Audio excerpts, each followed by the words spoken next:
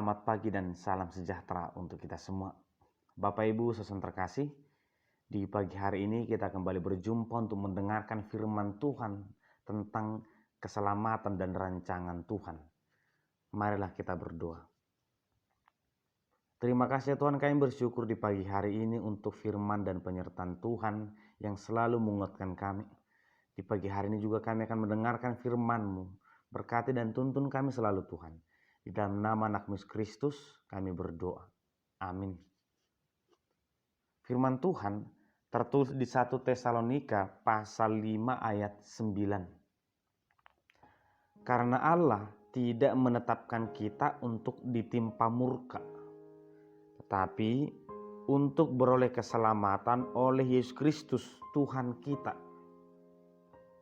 Aidang dipadiri debata hita bahen sirimasan alai naing mak dapotan haluan hita marhite sian Tuhata Yesus Kristus. Demikian pembacaan firman Tuhan. Bapak Ibu saudara terkasih, jemaat Tesalonika termasuk jemaat yang masih muda pada saat itu. Bagian dari penginjilan Paulus. Mereka sangat semangat, antusias berbicara tentang juru selamat, berbicara tentang kekristenan, sehingga sangat cepat kekristenan itu bertumbuh. Tetapi di dalam pertumbuhan itu sendiri juga muncul para pengejek yang memengaruhi keimanan mereka dengan mempertanyakan, kamu nanti mau kemana setelah mengikut Kristus? Karena banyak yang meninggal dan mereka bertanya apa yang terjadi dengan mereka. Bapak Ibu saudara terkasih, justru fenomena seperti ini pun terjadi juga saat sekarang ini. Apa jawaban Paulus ketika mereka bertanya, apa yang terjadi dengan mereka yang sudah meninggal? Bagaimana dengan kami? Apakah hidup ini berakhir di kematian? Atau apakah kami akan masuk kerajaan Allah? Atau kami ke dalam siksaan yang kekal? Jujurnya ketika manusia berkata manusia pasti masuk surga, itu adalah jawaban yang salah. Seakan-akan semua manusia itu dengan jalannya masing-masing adalah benar di hadapan Tuhan. Mereka bertanya kepada Paulus, tapi Paulus memberikan jawaban yang sangat bijaksana. Paulus berkata, Tuhan memiliki rancangan yang baik kepada manusia. Tuhan memberikan Yesus Kristus untuk keselamatan manusia. Maka fokuslah kepada kehidupan itu. Dan percayalah kehidupan yang benar akan berarti dan berharga di mata Tuhan. Jawabannya hanya sampai di situ. Sehingga kita sebagai orang Kristen, mari juga memberikan jawaban yang benar ketika orang bertanya atau ketika memberikan penghiburan. Terkadang terlalu cepat kita berkata, percayalah dia sudah di surga bersama Bapa. Padahal berbicara tentang surga dan neraka itu adalah penghakiman nanti.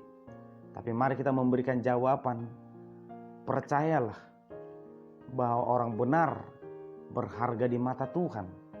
Bahwa kehidupan kita ini dirancangkan untuk kebaikan. Serahkanlah hidup kepada Tuhan.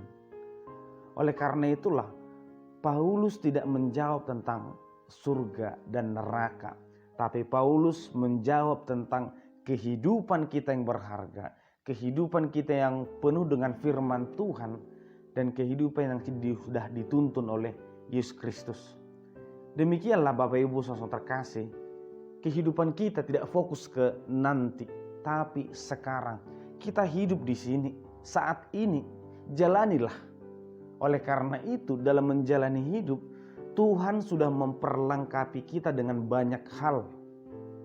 Jika dalam perjanjian lama, firman Tuhan berkata rancanganmu bukan rancanganku. Rancanganku adalah rancangan damai sejahtera. Demikian juga firman Tuhan berkata rancangan Tuhan itu baik untuk manusia.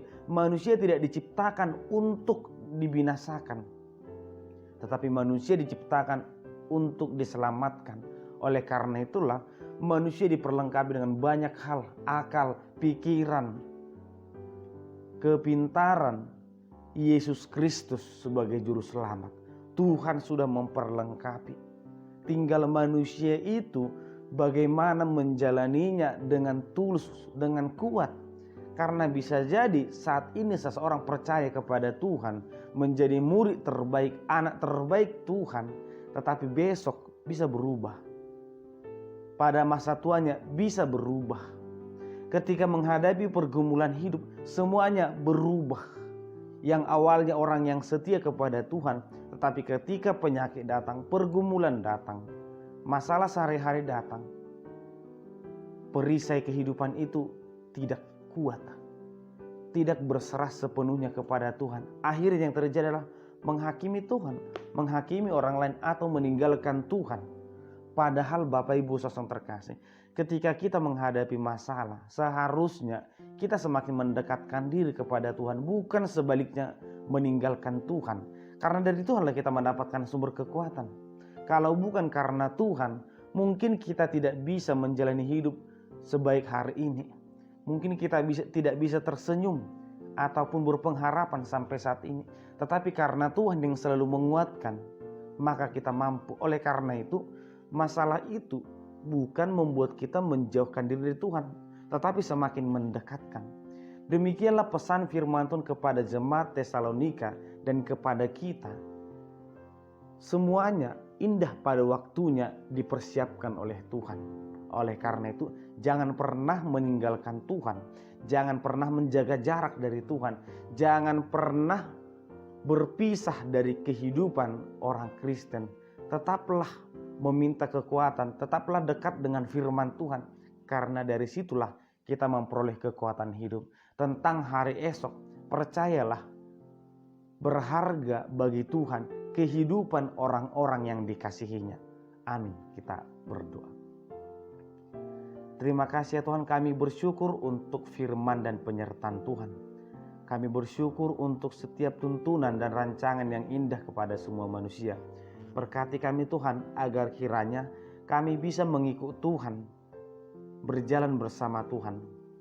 Di dalam nama anak Yesus Kristus, kami berdoa dan mengucap syukur. Amin. Anugerah dari Tuhan Yesus Kristus, kasih setialah Bapa, dan persekutuan Roh Kudus kiranya menyertai kamu sekalian. Amin.